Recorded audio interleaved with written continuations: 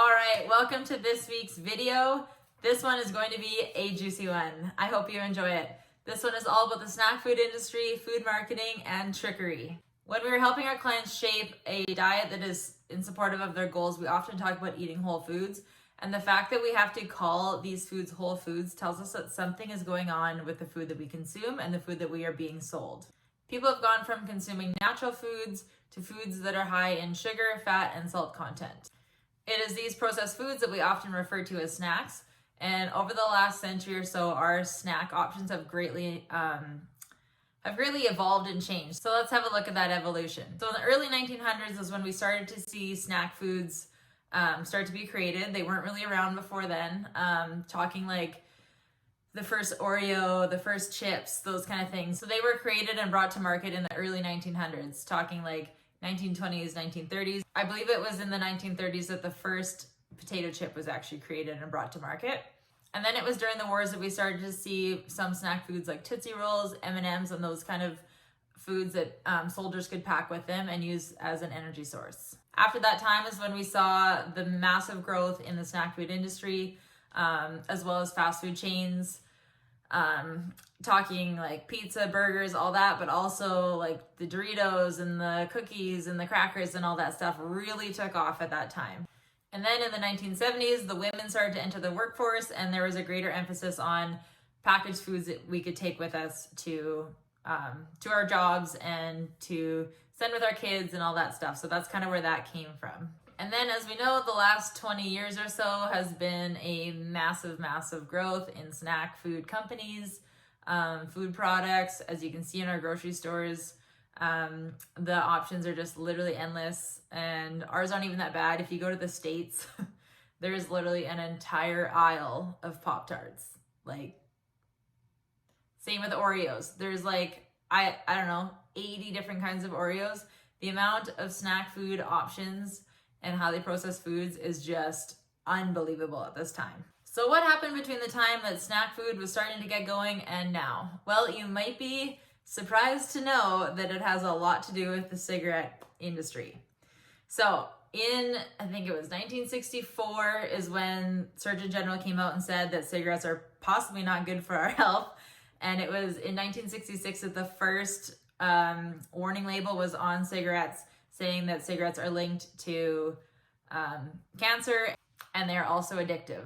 So in the decades following that, obviously sales had declined as people became aware that maybe smoking cigarettes isn't the way to health and it does have some negative side effects to it.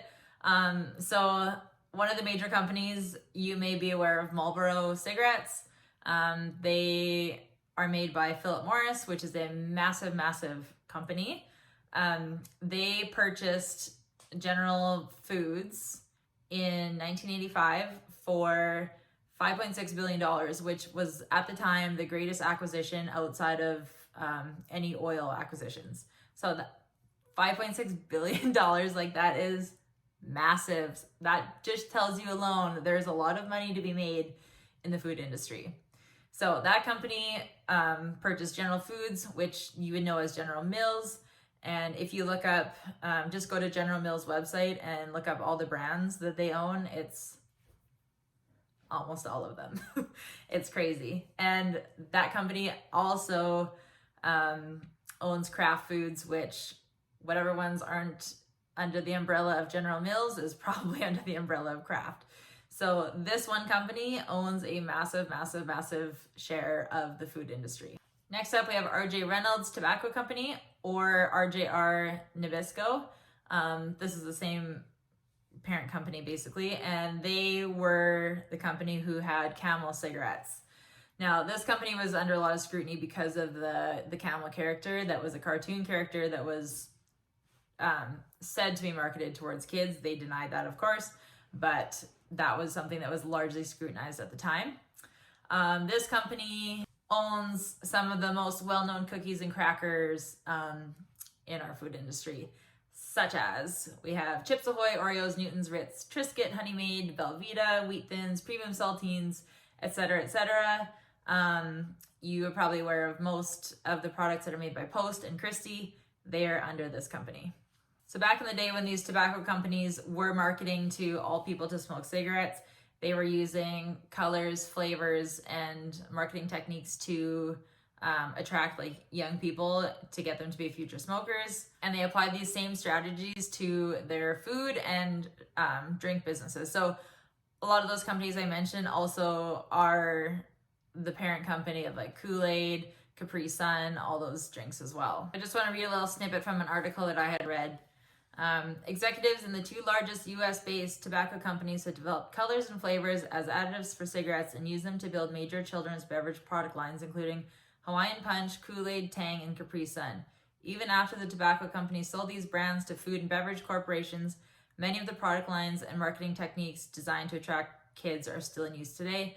And as we know, yes, they were sold to beverage corporations, however, still under the same umbrella. Philip Morris even developed a children's Kool-Aid loyalty program that was similar to one of their cigarette incentive programs. So a couple things to take away here. Tobacco companies acquired food companies and soft drink beverage companies to diversify their company when the sales of cigarettes started to decline. It is pretty obvious that they use the same marketing techniques as they did for marketing their cigarettes to kids or future smokers as they are for their food and drink products marketed towards children. Child-friendly color, flavors, packaging, and marketing techniques were used to promote their products, and it's obvious that that is still being used today. And there is definitely some debate whether or not this should be allowed, since we no longer have a tobacco crisis, but now we have an obesity crisis, largely influenced by the marketing that was once used for tobacco products, but is now used to market food to the same audience. So it was the Nixon administration that had actually banned the promotion and advertising of cigarettes on television. So the same logic is kind of being applied now to the food industry, and some people are saying that it needs to be as tightly regulated as the cigarette industry once was, because it's still causing a health crisis. However, it's a little bit more difficult to do it with food than tobacco because everybody needs to eat, and it's really hard to regulate that. So back in the day, the cigarette companies had denied that the health problems and the disease was not linked to cigarettes, and they are saying the same thing today with the food products that they promote and sell. So it's really important to kind of listen to the language of what they are claiming to not be their fault. So here's just a couple of things that they have said. What people want to do is their own decision. That was said by an American tobacco company CEO in 1988. And then more recently, Don Thompson, the CEO of Mcdonald, said, "All of us have to make personal choices." Although these statements may be true, we can see that these companies persuade, lure, and manipulate the customers, including children, into making these decisions that they are saying ultimately should be up to them. And of course, parents play a significant role into what the children are consuming. However, when there's so much marketing out there towards the kids to make it cool, fun, and exciting to drink these things, it's no wonder that the parents have an uphill battle with that. Okay, so next up, we're going to talk about how our brains and bodies work and why all this stuff is kind of working against us. So I've always said that if you do not take some sort of onus on like figuring out how the food industry works, what's in your food, how to eat as an individual, it's going to be a very, very difficult managing your weight throughout your entire life. Everything is set up for us to be obese. We can see this when we just look around. Obesity is everywhere. It's showing up more and more in our kids every year. People who live generally have healthy lives are still overweight, still obese, and we have to wonder, like, what is going on here? So in this little part, I just want to talk about kind of how your body works and how you can kind of make the connections between like what you're feeling and what you're eating. So we're built to survive. We are built to, we're still here, right? There's obviously something in us that has taught us how to survive this long. So when we are searching for food and we find food, our brains know, without reading labels and without anything, apps and whatever, our brains know when something's calorically dense. And when we're living in a time where there's not a whole lot of stuff around that is calorically dense, when you find those things, those are like gems, and your body and your brain is like, yes, you want more of that. We are looking for food. So when you taste something that's really sweet, savory, really delicious, fatty, your brain is like, yes, that has calories. Calories equal energy. Like, let's eat more of that, right? So when you think in nature, there really is no food that contains carbs and fat together. The only two foods that have this is breast milk and nuts. And both of those are meant to like build body fat. Like animals will eat nuts before a hibernation. Obviously, eating breast milk is to grow a baby, grow an infant. So those are the only two places that fat and carbs exist together. Whereas when you look at our snack food industry and our processed food that we have available to us, almost all of it contains fat and carbs together. And that is why these foods are so easy to overeat, because that combination just has everything in your brain being like, yes, more of that. That has lots of calories. So we have to be cognizant of that and think, okay, like my brain's telling me that I want more of this, but I'm living in a world now that the system has been overridden, and I need to like figure out when is the time to say no. If you leave it up to yourself now to just go by when you feel hungry, when you're full, that kind of stuff, it just doesn't work anymore. And I know like there's a whole movement right now of like intuitive eating, but until you truly have a grasp on like what foods you should be eating and what is in foods, it's really hard to intuitively eat right now, because I could be like clueless on all foods and be like, okay, I'm going to do intuitive eating because counting macros and stuff is micromanaging and it's bad for me. So I go on this intuitive eating path and I'm like, I want donuts. That sounds good. I'm going to eat donuts. And then maybe that's going to cause like a trigger in your brain that's like, ooh, that was delicious. Go find more of that. So you want more and more and more of those sweet foods. And there's nothing to tell me like, stop, like you've had enough, because where in nature do we find such highly processed food that's only this big that contains that many calories? It just doesn't exist. So we can't rely on our natural system anymore. We have to like self-educate and learn how this works. So when we talk about eating whole foods, the reason for that, for one, it has actual nutrients and it's not just calories, but also our bodies understand when we've had enough. Like when we've had an apple and something else, you have a feeling in your body that you're like, okay, like that's good enough. It's not like this extreme response in your brain that's like, ooh, man, like eat more of that. That was so, so, so good. Where the other foods like the pizzas, the donuts, all those things are just so good. And when you think about it, it's because they have fat and carbs combined. So think of all the snack food you love, all the junk food. There's, aside from maybe candy, I don't think there's anything that doesn't have both. So pizza, burgers, fries, ice cream, chocolate, it all contains fat and carbs together, which is what makes it such a delicious experience. So when we think about it from the food industry's perspective, they have acquired this company and now they think, okay, people only eat so much. People have systems in their bodies to tell them when they've had enough. You can't just make people eat more of what they're eating. So how do we make people eat more? Well, we make foods highly palatable, like super, super delicious, get the texture right on point, make it so good that you just can't even stop. Just like the Lay's slogan, but you can't eat just one. They nailed it. That's exactly what the whole food industry's goal is, to just keep you eating. And the foods have all the water removed. So like any processed food, that's why it's so shelf stable, because the water's removed. It's going to last forever because it's just a highly refined down to the dry ingredients. And sugar and salt is obviously a preservative as well. So these foods are super easy to overconsume because they're very small, but they contain a high amount of calories. Like when you weigh out even a serving of chips, like it fits in your hand. It's you could easily eat an entire bag of chips and not feel full. Whereas if you eat something of that same caloric load from Whole Foods, you'd be like, oh my God, like I am full. So that's why we talk about eating whole foods, is because it actually fills you up and it kind of works with your natural responses to the food you're eating, whereas the highly processed foods kind of overrides all of that. Another way that these companies have figured out how to increase their profit margin is by creating these other meals, by creating snack time, by creating breakfast. Do you wonder why breakfast is this meal that we eat completely different foods than the rest of our day? Like, why do we eat meats, vegetables, and whole starches at lunch and supper, yet breakfast is made of foods that are completely different? It does make you wonder, doesn't it?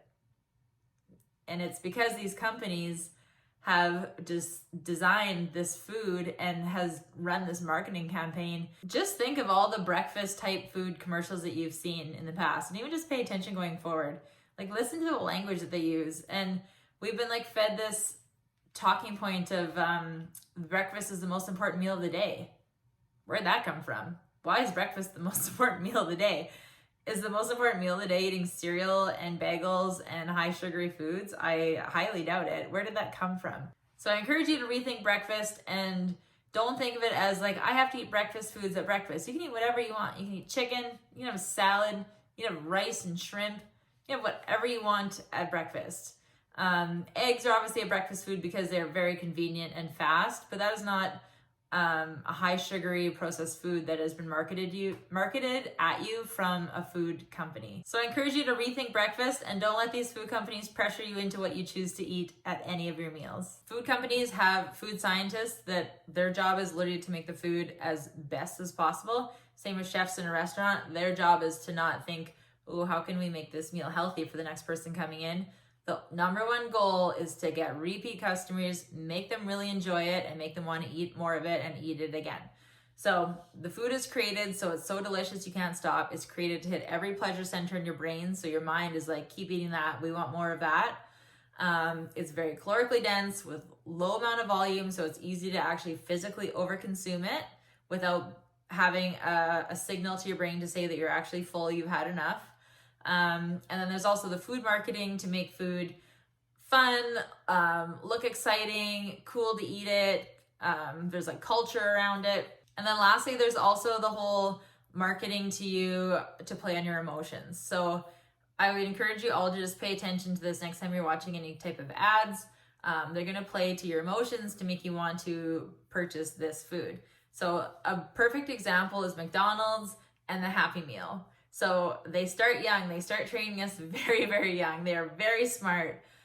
So when you go as a child to McDonald's, your parents take you, you probably get to go there because you've been good, you've had a good day, everything's exciting. You're gonna go to McDonald's, get a Happy Meal, you have all these positive memories tied to that. And then as you get older, when you drive by McDonald's or when you go to McDonald's, in the back of your mind, you're thinking, this is a happy place. This is a place that I used to go that created really fond memories for me. And then even as an adult, you think, I loved coming here when I was a kid. I want my kids to have the same experience. I hope they cherish these meals and times together and these toys that they get here just like I did. So you can see how it just like the cigarette companies did with the kids back in the day to entice them to be future smokers, McDonald's and all these companies are doing the same thing. And I feel like I can even attest to this because when I was a kid, we never went to McDonald's. My parents hated it. And now to this day, I drive by McDonald's, and if I'm on a trip with someone and that's where they want to eat, I'm like, that's literally the last place that I want to go eat because I don't have any of those emotional attachments to it. I'm not saying I'm better than everyone else and I'm elite because I don't like McDonald's. I know many people who eat really healthy and like live healthy lifestyles, but just love McDonald's. And there's something going on there. I think like, why don't I love it? I think it's because I don't have that emotional attachment. I don't have those past experiences as a kid of going there and enjoying it. We went once. I recall it being a terrible experience and we never went again. And now to this day, I've probably eaten at McDonald's like literally 5 times in my life.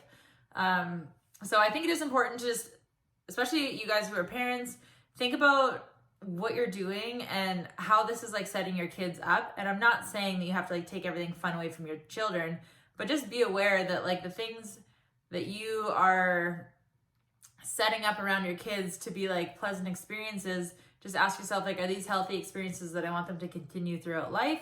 Or are there better options that we could be doing that's going to attach a positive emotion to something that is like healthy and helpful in the future? Now, this doesn't mean that you have to just like never have these things ever again. All I want you guys to get from this is to have in the back of your mind when you're enticed by these things to just think, what's going on here? Am I getting duped by the marketing, or is this something that I really, really want right now? Okay, so the last part of this video is going to go over food marketing tricks. I had gone to the grocery store and I took a bunch of pictures of some food items, and I just want to point out a couple things just to watch for. It's very easy to get tricked if you are not really good at like paying attention to details on food labels. So a couple of things that you'll see in on like processed food boxes is like 30% less fat, 30% less sugar, low fat, low carb, organic, natural, whole ingredients, whole grains, fat-free, trans fat-free, and my favorite, keto. So that's a big trending one right now is lots of companies are trying to market towards the keto world because they are aware that that is quite a booming industry right now. So when it comes to a food labeled as keto, that generally means really high fat and low carb. However, I don't know if you know anything about the keto diet. I've personally done it myself. I have nothing against the keto diet. I think it does have a place for some people, but you have to eat about 20 carbs or less in a day. So you could buy this chocolate that's labeled keto because it has 5 grams of carbs in it. And it's like, yeah, I mean, it's lower carb than like a different kind of chocolate. But if you're trying to eat less than 20 grams of carbs a day and you're going to use 5 of them on a tiny little piece of chocolate, sure, it's keto, but it's not going to work. So just really pay attention to those type things. And I have some items coming up that kind of talk about that. So the first few items I have here is flour. And this was actually someone's question in our Q&A was about substituting ingredients for like healthier versions. This is something to really watch for. Basically, if you're trying to eat healthier, don't think of like, okay, how can I make cookies healthier? How can I make muffins healthier with like different types of flour? That can help in a sense of like getting more nutrients, but I would say just focus on like really good quality meals and then have the snack foods that you just actually really enjoy. So the images I have are of, I think I have almond flour, coconut flour, cassava flour, and regular just like white flour.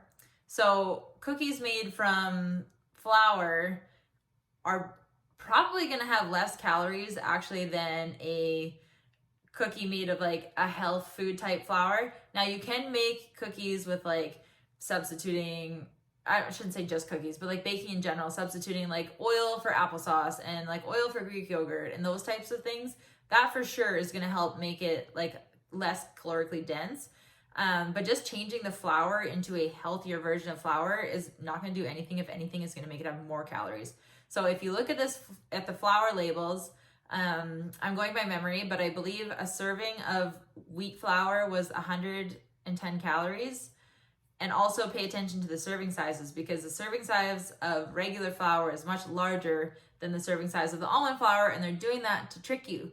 So the almond flour says 80 calories per serving, which is only, I think, 14 grams, whereas the serving size of regular flour is 30 grams, so double, and it's 100 calories. So you look at it and think almond flour is 80 calories, white flour is 100 calories, but this serving size is twice as big.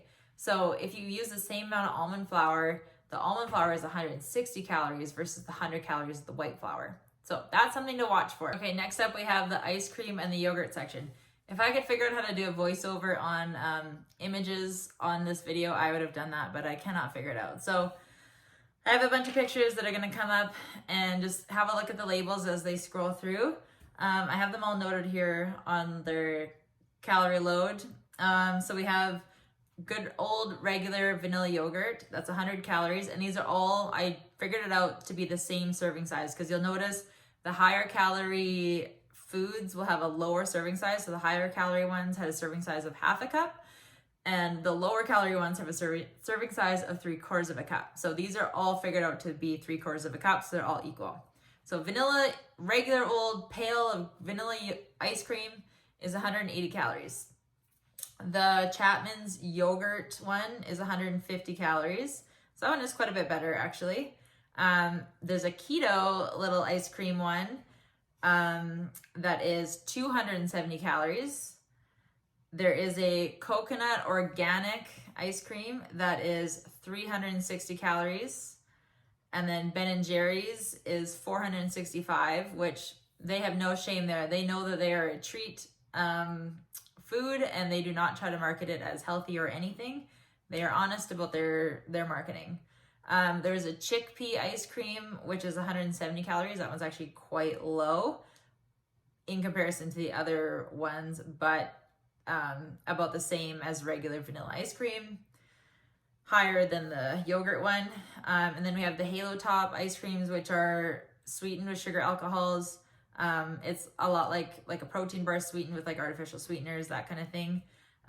They range from 120 calories per serving to like 160, I think, maybe even higher. So keep an eye on that, because even though they're marketed as like the healthy alternative to ice cream, their calories are quite similar to just regular vanilla ice cream. And then we get into yogurts, which is quite interesting. Crema or crema, I'm not sure how to say that. It's Krema. You'll see this in the picture. For 3/4 of a cup, same as the ice cream serving, it's 270 calories, which is 100 calories more than the ice cream. It only has 8 grams of protein, so no, that's not a good option. Even though it's marketed as a yogurt, which is healthy, keep an eye. And then we have the Liberté and the Oikos. They're both very similar. They're about 140, 150 calories per 3/4 of a cup serving. However, these guys have much more protein than the other one I just talked about. So even though their calorie load is about, well, it's still lower than ice cream, a lot of that is coming from protein, which is a good thing. And then the last one that I have to show, I like this.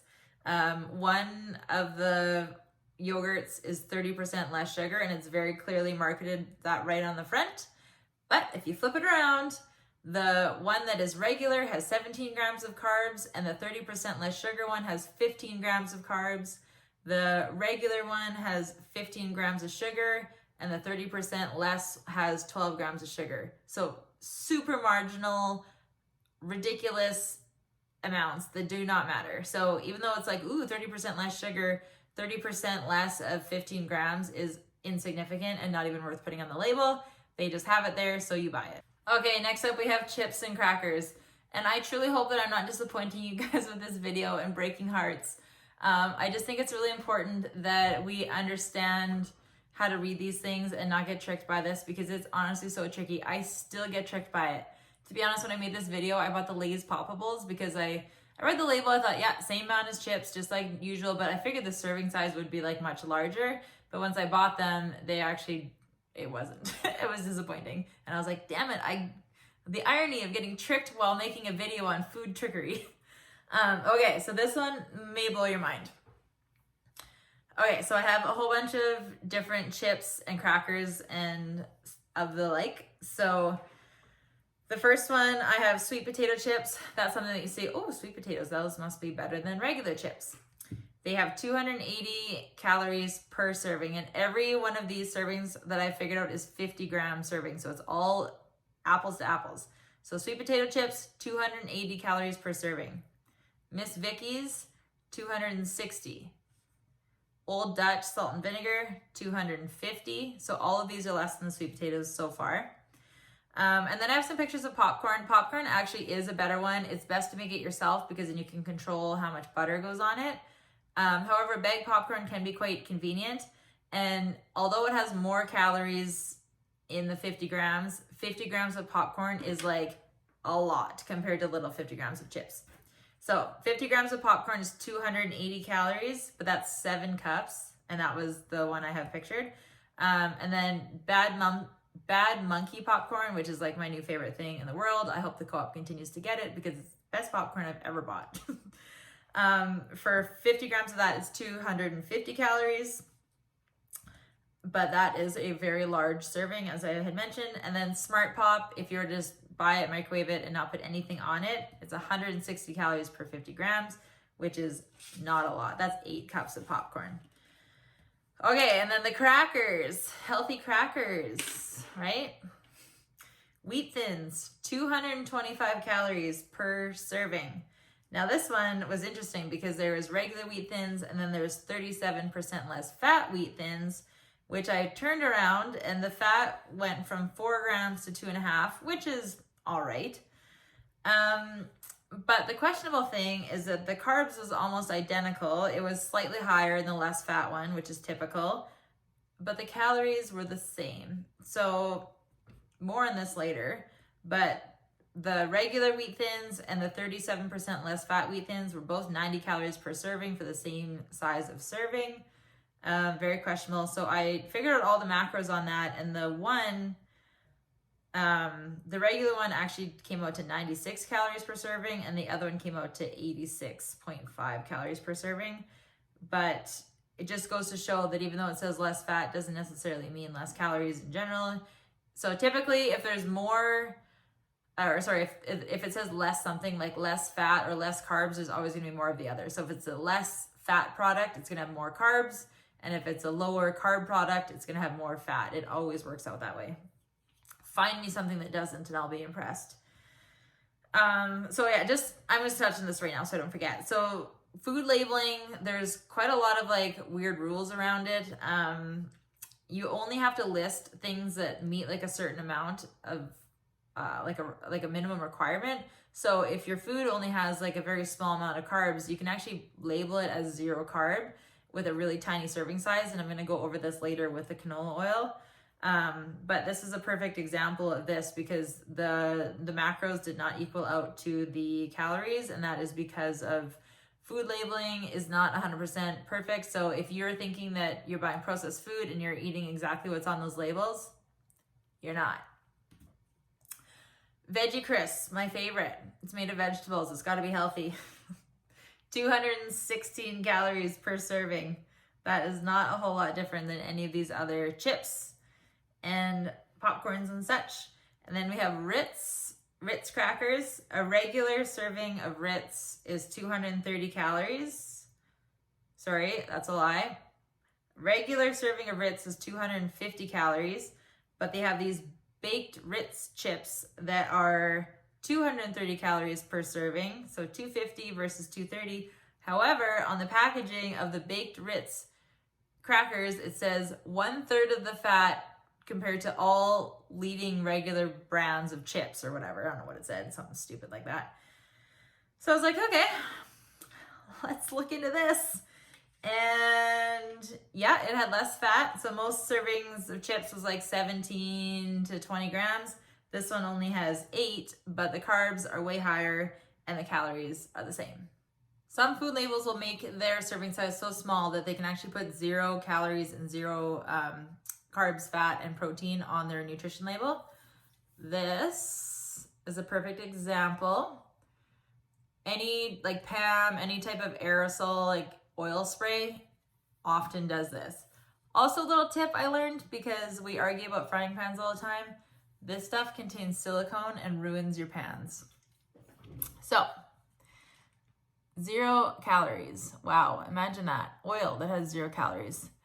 If you ever find food that has 0 calories or just like really low macros to the amount of calories or just really low calories in general that almost make no sense and it seems too good to be true, it probably is.